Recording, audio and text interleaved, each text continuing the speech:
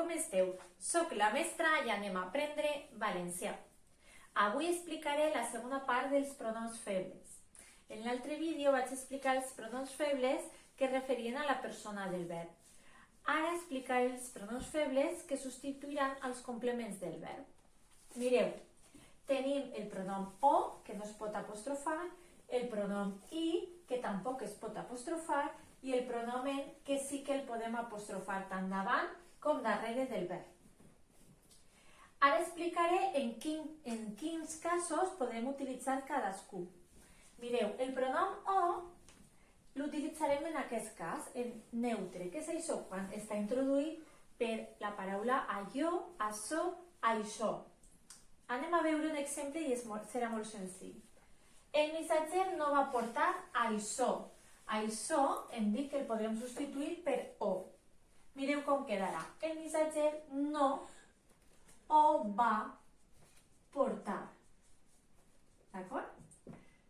Aquest pronom feble està substituint això. Vaig a fer-lo de manera que el fique darrere per a que pugueu veure com quedarà. El missatger no va portar guionet o. D'acord? És el mateix, però així veieu com quedaria tant davant com darrere del verb. El pronom neutre és així, el pronom feble neutre és així de fàcil. Anem al pronom feble i, que té diferents usos. Si està substituint un complement circumstancial de lloc, l'utilitzarem en cas de que no estiga precedida per la preposició de. D'acord? Mireu, he buscat la llibreta a la papereria. A la papereria és el lloc on tu busques la llibreta, d'acord?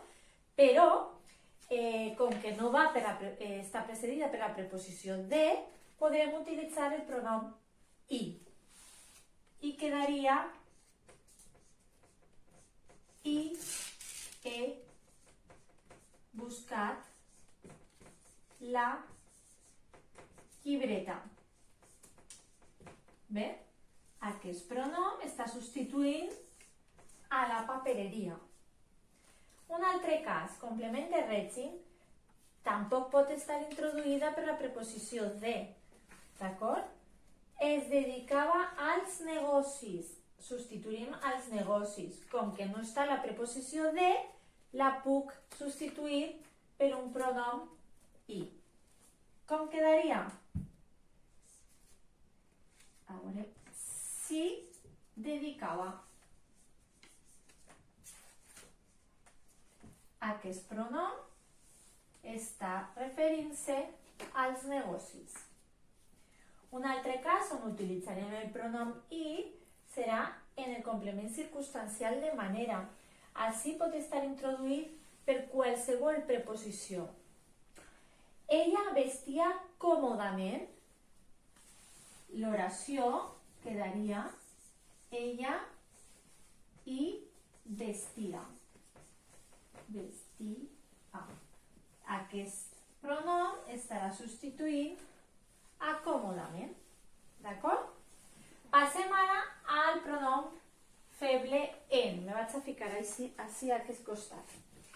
En hem dit que sí que se podia apostrofar. Anem a veure quan utilitzem en. En complement directe indeterminat. Què significa això? Un complement directe podríem dir que són en una oració les coses del verb. Vull comprar una llibreta. Una llibreta és la cosa que tu vols comprar. Aquesta cosa és el complement directe.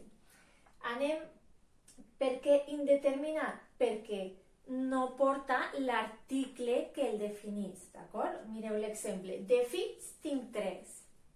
Hauríem de substituir de fills.